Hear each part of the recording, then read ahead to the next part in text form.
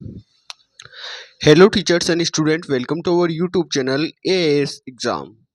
आज हम कक्षा 5 हिंदी की नवीन 8 ग्रेड अभ्यास पुस्तिका में पाठ 9 देख रहे हैं, रम्मो और कल्लो। तो इसमें बहुविकल्पी प्रश्नों पर चलते हैं। तो बहुविकल्पी प्रश्नों में अपना पहला प्रश्न है, बाबूजी के समझाने के बाद क्या हुआ? तो इसका आंसर हो जाएगा ऑप्शन नंबर डी, रम्मो और कल्लो में अच्छे जीवन यापन की इच्छा हुई। Option number D.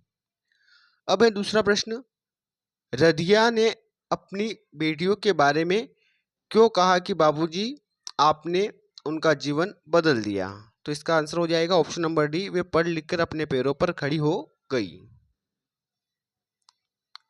अब है रम्मो और कल्लो बाबूजी के पास कब पढ़ने आती थी? तो दोपहर के समय या दोपहर के बाद। जो पाठ में दे रखा है वो दोपहर के बाद है, तो यहाँ पर हमें दोपहर के समय ही मिला, तो इसमें हमने ऑप्शन नंबर सी पर राइट क्लिक कर दिया है। अब है प्रश्न क्रमांक 4, रम्मो और कल्लो ने कितने वर्ष का शिक्षक प्रशिक्षण प्राप्त किया? तो इसमें 2 वर्ष का, ऑप्शन नंबर बी। फिर है प्रश्न क्रमांक 5, शादी शब्द के स्थान पर आप किस हिंदी मानक शब्द का प्रयोग कर सकते हैं? तो इसमें आ जाएगा ऑप्शन नंबर डी, विवाह। अब क्या है, नीचे दिए गए शब्दों में से उचित शब्द चुनकर रिक्त स्थानों की पूर्ति कीजिए। तो है शिक्षक बनने के लिए रम्मो और कल्लो ने तो प्रशिक्षण में प्रवेश लिया। फिर है रधिया ने तो 200 रुपये मासिक पर सहायिका रखी। फिर है रम्मो और कल्लू का जीवन तो पढ़ाई के कारण बदल गया। फिर है काला अक्षर भेष बराबर का अर्थ अनपढ़ होना। फिर है अनुरोध करने के लिए कृपया शब्द का प्रयोग किया जाता है। अति लघु उत्तरीय प्रश्न है, अभी तक आपने अपने इस वीडियो को लाइक नहीं किया है तो लाइक कर दें, और अगले पार्ट 10 की नोटिफिकेशन प्राप्त करने के लिए अपने यूट्यूब चैनल को सब्सक्राइब भी जरूर कर लें। तो यहाँ पर प्रश्न है, रम्मो और कल्लो की पढ़ाई का जिम्मा किसने लिया? तो इसमें राइट आंसर हो जाएगा बाबूजी ने। फिर है दोनों परिवारों ने साथ साथ मिठाई खाई, उक्त वाक्य में क्रिया का कौन सा प्रकार है? तो सकर्मक क्रिया है इसमें। अब एक खिड़की शब्द का बहुवचन लिखिए, तो खिड़की का खिड़कियां हो जाएगा। फिर है प्रश्नवाचक वाक्य का एक उदाहरण लिखिए, तो इसमें इसका आंसर हो जाएगा आप कौन है, और आपको प्रश्नवाचक चिन्ह लगाना है। अब लघु उत्तरीय प्रश्न है, दिए गए मुहावरे का अर्थ लिखकर वाक्यों में प्रयोग कीजिए। तो 9 2 11 होना, इसका हो जाएगा भाग जाना। वाक्य में प्रयोग इस प्रकार होगा, पुलिस को देखकर चोर 9 2 11 हो गए। फिर है मन मारकर रह जाना, इच्छा को समाप्त करना। इसका वाक्य में प्रयोग होगा, पिता ने मन मारकर रमेश को शहर पढ़ने के लिए भेजा। फिर है रम्मो और कल्लो की पढ़ाई करने की इच्छा और तेज क्यों हो गई? तो इसका आपको आंसर लिखना है, कक्षा 8 की परीक्षा में रम्मो ने प्रथम श्रेणी के अंक प्राप्त किए और कल्लो भी द्वितीय श्रेणी के अंकों से उत्तीर्ण हुई, इसलिए पढ़ाई करने की इच्छा और तेज हो गई।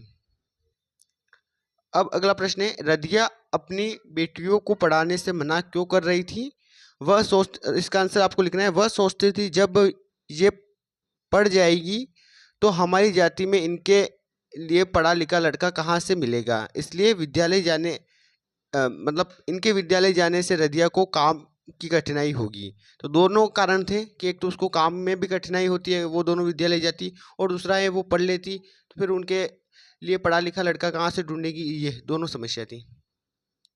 अब है प्रश्न क्रमांक 18, सकर्मक और अकर्मक क्रिया वाले दो दो वाक्य लिखिए और वाक्य में क्रिया कर्म शब्द का रेखांकित कीजिए। तो यहाँ पर सकर्मक क्रिया है, राम पेड़ लगाता है। तो सकर्मक में जो पेड़ और लगाता है इन पर आपको रेखांकित करना है नीचे। फिर दूसरा है अजय घर आता है, तो यहाँ पर घर को और आता है इसको आपको रेखांकित करना है, जैसे उदाहरण में दे रखा है इसे।